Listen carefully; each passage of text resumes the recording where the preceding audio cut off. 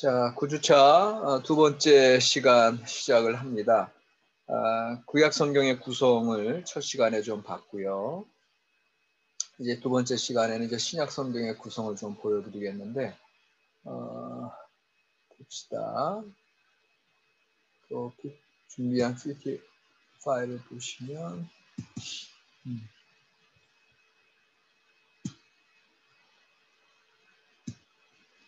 신약 성경의 구성이 되겠고요.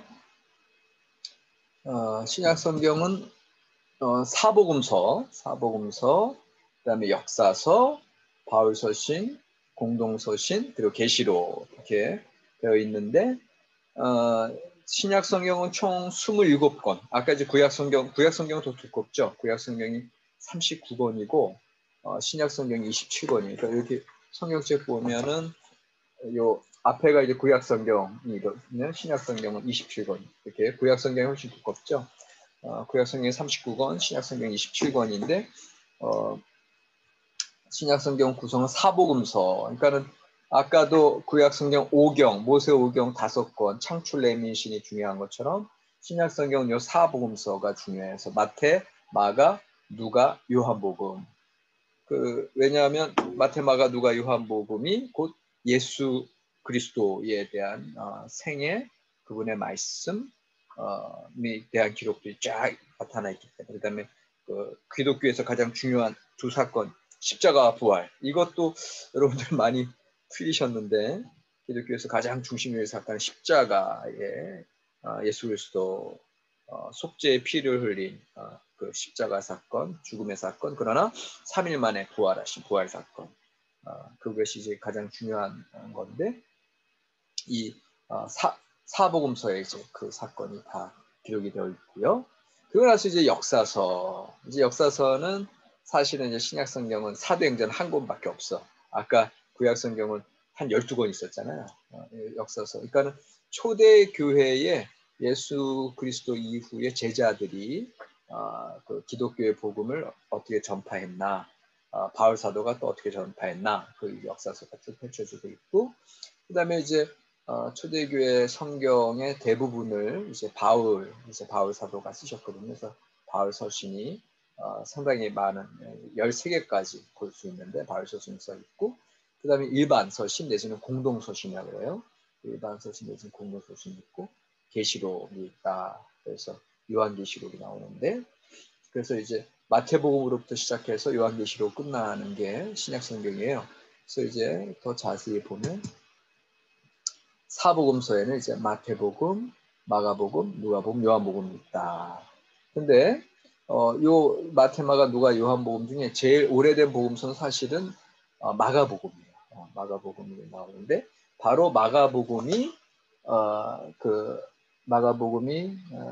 세례 요한이 광야에 이르러 제사함을 받게 하는 회개의 세례를 전파하니 이제 1장 4절부터 이제 그 세례 요한에 대한 얘기가 나오는데, 아까 말라기, 구약 성경의 제일 끝이 말라기라 그랬잖아요.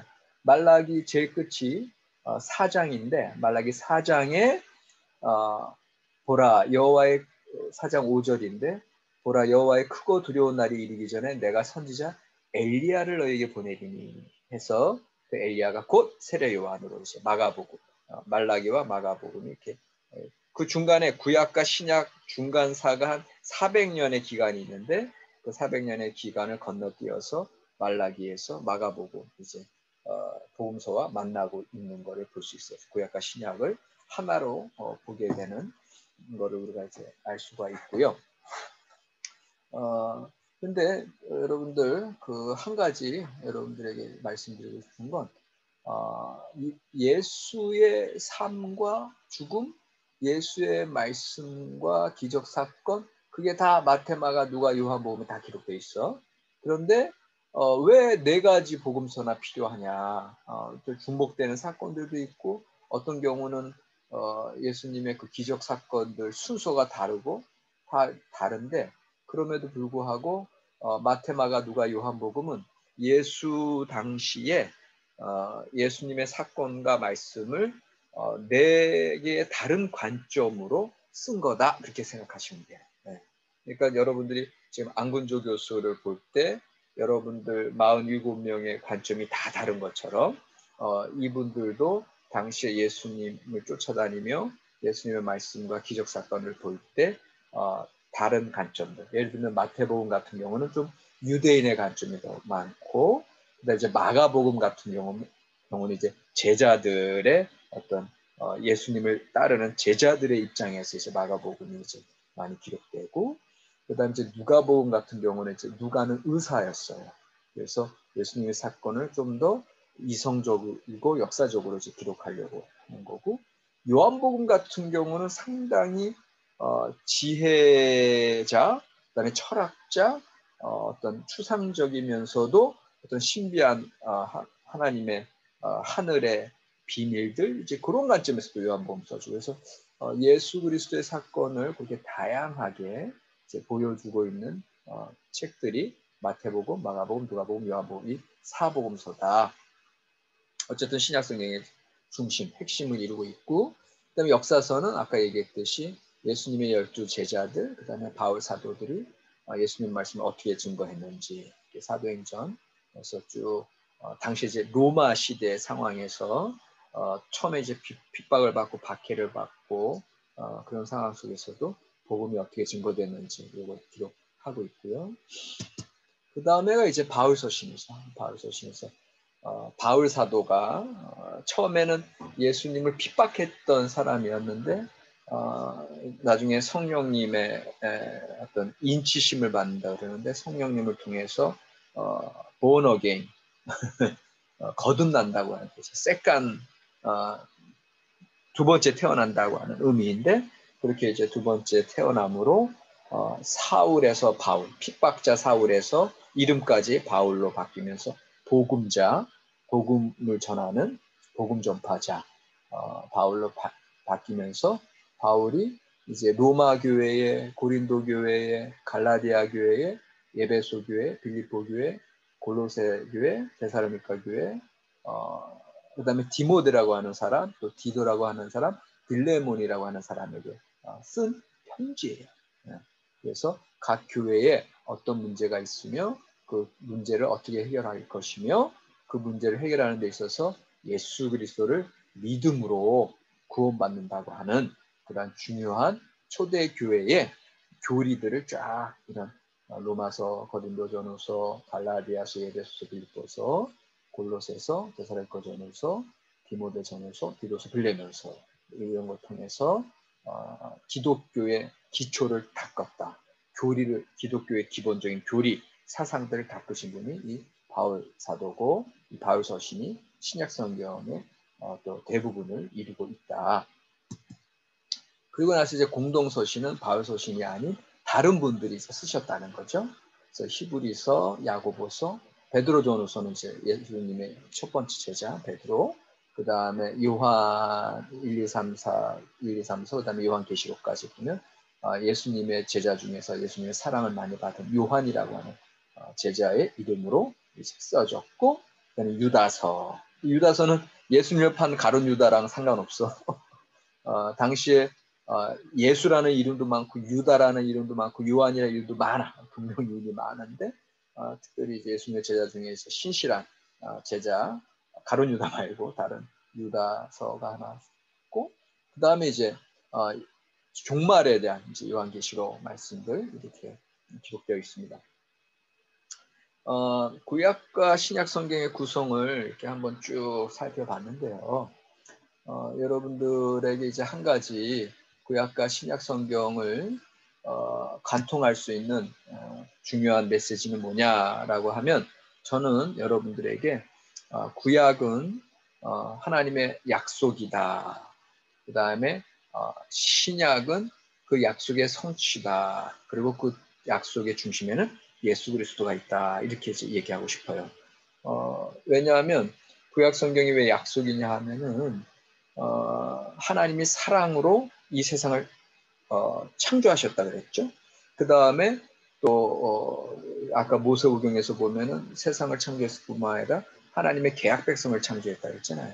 그리고 그 계약 백성들이 역사서를 통해서 어떻게 구원받는 역사가 펼쳐져 가는지를 쭉 봤고, 그러면서도 시가서를 통해서 인간의 희노애락과 모든 삶의 상황에 대한 그런 묵상도 있었고, 그리고 나서 이제 예언서를 통해서 그 구원자의 오심, 메시아의 오심이 계속해서 이제 신약성경까지 이어지는 걸 봤고, 결국은 그 메시아가 예수 그리스도로 오셔서 그 성취된 것이 이제 신약성경에서 이야기가 되고 있는데, 네, 여러분들 그냥 기독교를 떠나서 우리가 약속이라는 거 우리가 생각해 볼 때 약속은 기본적으로 서로 신뢰 관계가 있을 때 약속이 이루어지잖아요.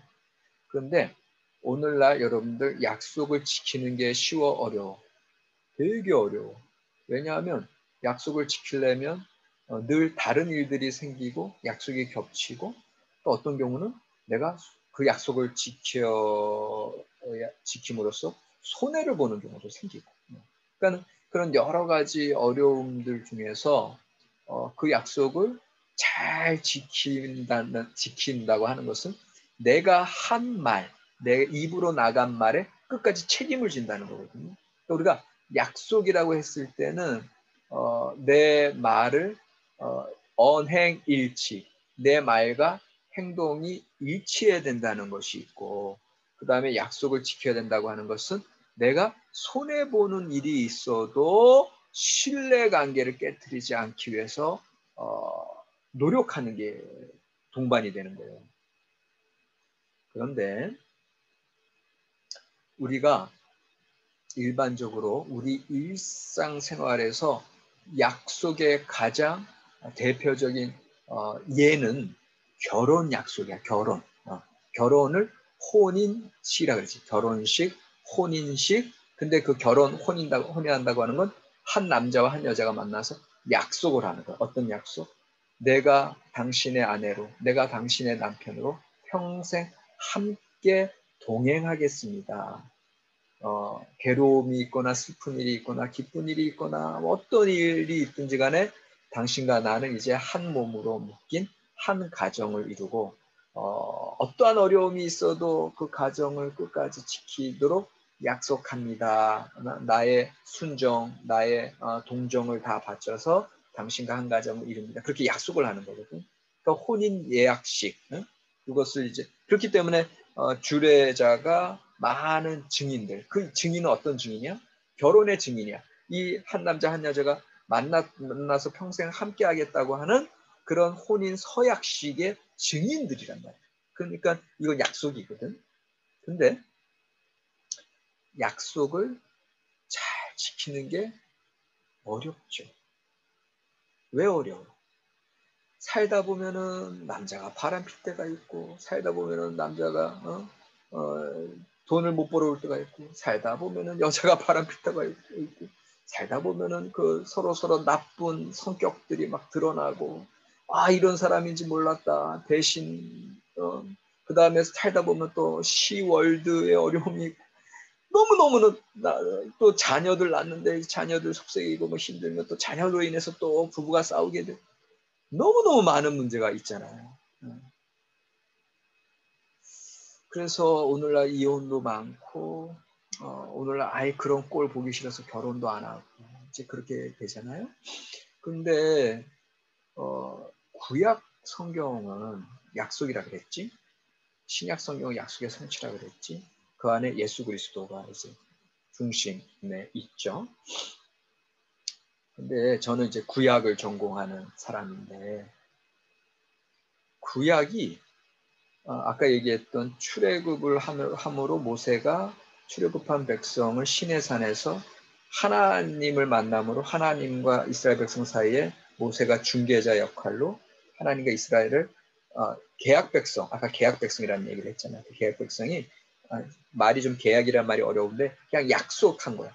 하나님은 이스라엘의 하나님이 되시고 이스라엘은 하나님의 계약 백성이 되고, 이거를 모세가 중개자로 이렇게 서로 약속한 거란 말이에요. 그 약속을 잘 지키기 위해서 그 모세오경 율법, 그 법이 이제 발표가 되는 거고, 그 법대로 이제 살아갈 때 약속이 깨지지 않고 진행이 되는 건데, 근데 구약 성경은 이스라엘 백성이 자꾸 약속을 약속을 깬다고 하는 건 무슨 소리냐면, 하나님만을 섬겨야 되는데 이스라엘 백성이 하나님 말고 가나안에 들어가서 바알신도 섬기고 아세라신도 섬기고 또 모압 지역에 뭐 다른 신들도 다 섬기는 거야. 그러니까는 다시 말하면 하나님과 순전한 관계를 유지해야 되는데 바람을 피는 겁니다. 그러니까 마치 결혼식에 이제 비유를 많이 하는 거야. 구약 성경에서 그 예언자들, 선지자들이 결혼식에 많이 비유해서 너 이스라엘이 음란하게 다른 신들을 섬김으로 하나님과의 계약 관계를 깨뜨렸다. 그렇게 얘기하는 거거든. 그러면 봐요. 계약 관계에 들어갔는데 서로 약속을 했는데 한쪽 그 계약의 당사자들 가운데 한쪽이 그 계약을 깨뜨려 버렸어. 그러면 우리는 또 다른 쪽은 이제 이 계약 관계를 굳이 끌고 다닐 필요가 없어. 왜? 이쪽이 다른 바람을 피니까. 그러니까 그래서 이혼이야. 계약 파기야. 이렇게 되는데 근데 이제 구약 성경에 보면은 이스라엘은 자꾸 그렇게 바람 피고 음란하게 다른 신들을 섬기고 이제 이런 표현들이 이제 예언서에 많이 나와. 그런데 그 구약 성경의 그 하나님은 이스라엘 백성들을 기다려요. 내가 인격적인 하나님이라 그래서 표현했어요. 이스라엘 백성들을 돌아오기까지 기다려요. 그다음에 심지어는 호세아서라고 하는 이제 아까 예언서에서 이제 호세아, 요엘, 아모스에서 쭉 나오는데 이제 호세아서 보면은 그 호세아라고 하는 선지자에게 하나님께서 어떤 여인과 결혼을 시켜. 근데 고멜이라고 하는 여인인데, 근데 그 여인이랑 결혼을 했는데 그 여인이 자꾸 바람을 피워. 딴 남자랑 나가서 살아. 근데 호세아는 이혼을 하려고 했어. 근데 하나님이 또 호세아 예언자에게 선지자에게 그 여자를 데리고 와라. 같이 살아라. 그러니까 하나님 명령하시고 어떻게? 그래서 데리고 와서 이제 그냥 당신 용서해 줄게. 같이 살자고 사는데 또 아기를 낳고 그랬는데도 이 여자가 또 바람을 피네. 이번엔 또 다른 남자라. 그러니까 이제는 이혼을 해야지. 이혼하려고 그랬는데 또 하나님이 이혼하지 말아라. 다시 데리고 와서 살아.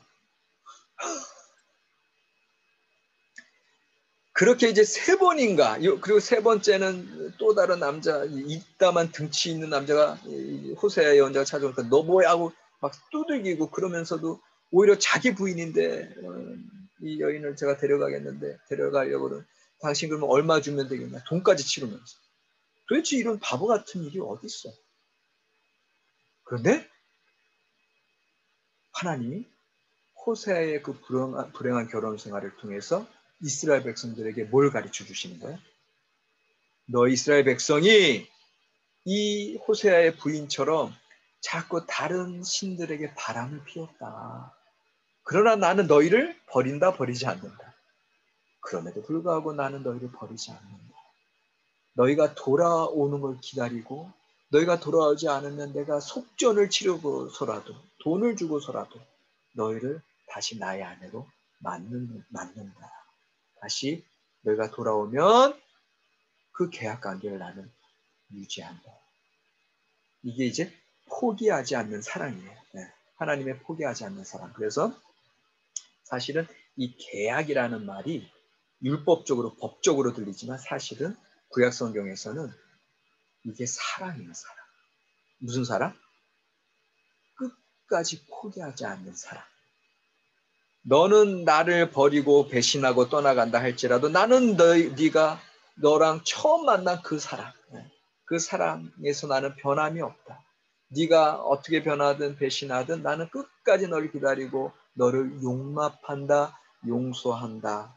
어떤 값을 주고서라도 너를 다시금 나의 아내로 만든다.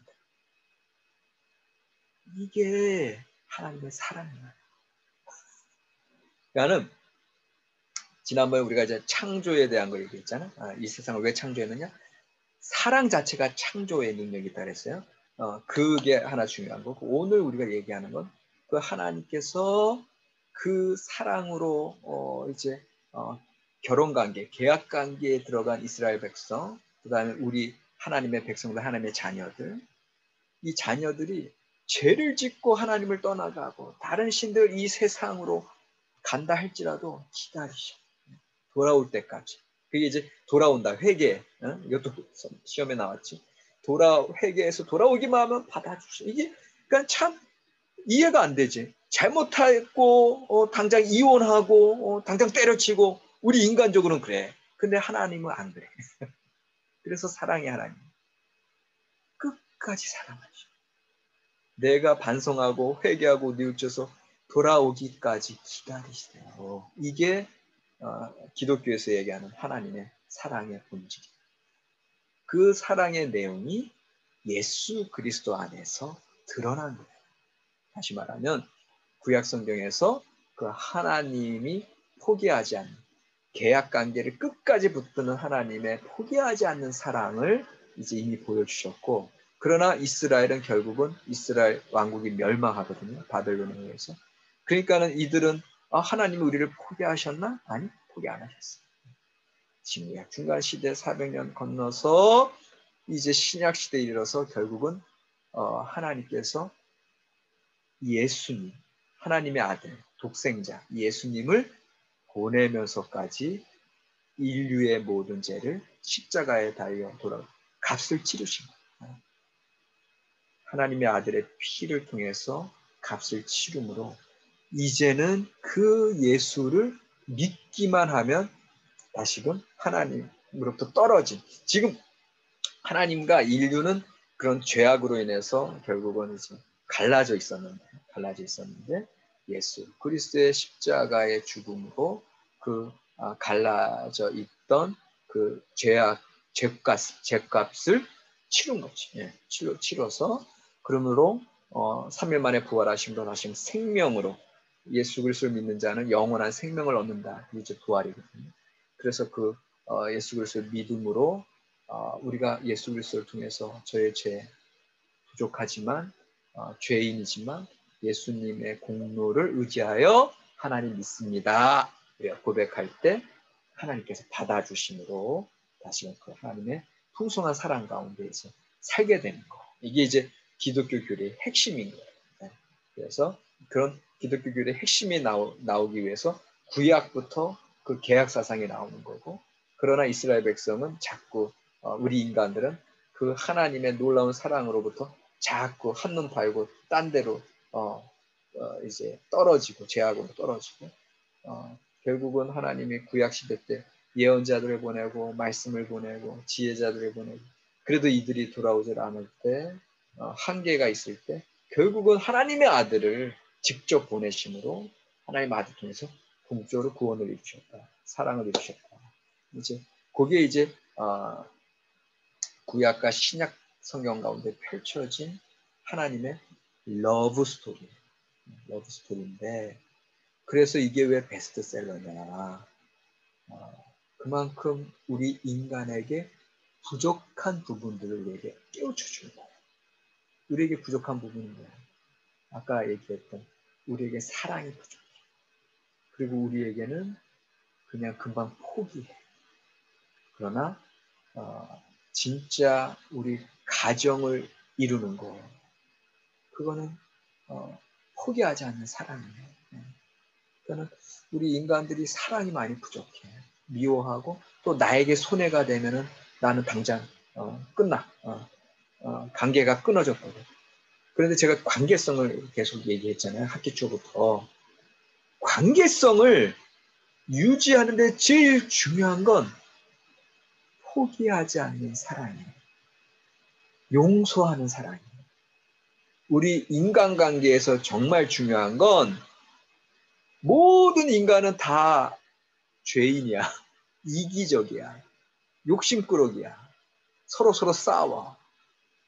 그러나 우리 인간 삶이 행복으로 갈 수 있는 건 뭐냐면 그럼에도 불구하고 용서해 주는 거고 그럼에도 불구하고 용납해 주는 거고 다들 못난 인간들이지만 그냥 이해와 긍휼과 자비로 서로 함께 살아가려고 노력하는 거예요. 응?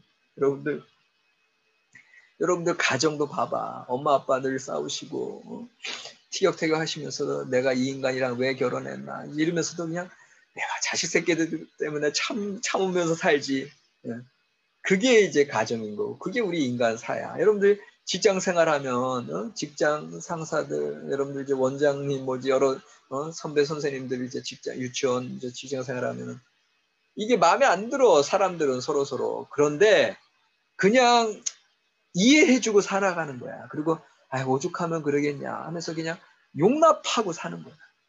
더 나아가서는 그냥 사랑하려고 사는 거야. 사랑을 베풀려고 사는 거야. 포기하지 않는 사랑을. 그러니까 우리 인생에 있어서 제일 중요한 포기하지 않는 사랑. 이해하고 용납하고 용서하고 그럴 때 생명이 사는 거예요. 사랑이 생명을 잉태하죠. 창조. 또 사랑이 생명을 살려. 죽어가는 생명을 살려. 구원. 그래서 창조와 구원이 기독교의 복음에서 가장 핵심입니다. 그러니까 이제까지는 기독교인들도 그냥 예수 그리스도의 구원만 알고 있어. 근데 한쪽만 아는 거야. 그러니까 우리가 이제 죄인이고 죽을 수밖에 없는 사람을 하나님의 포기하지 않는 사랑으로 우리를 구원하셨다고 하는 거. 그게 이제 구원인데, 근데 요것만 알면 안 되고, 그 구원 사건이 이루어지는 것이 이제 쭉 구약성경부터 쫙 펼쳐지는 거거든. 근데 구약성경에서 하나님의 이 구원하실 수밖에 없는 게 왜 그래? 하나님이 사랑으로 창조하셨기 때문에. 이 창조한 인간들이 그때 얘기했잖아. 아무리 못난 자식이라도 엄마 아빠가 내 배로 낳기 때문에 끝까지 그 자식을 사랑하고 붙들 수밖에 없는 거.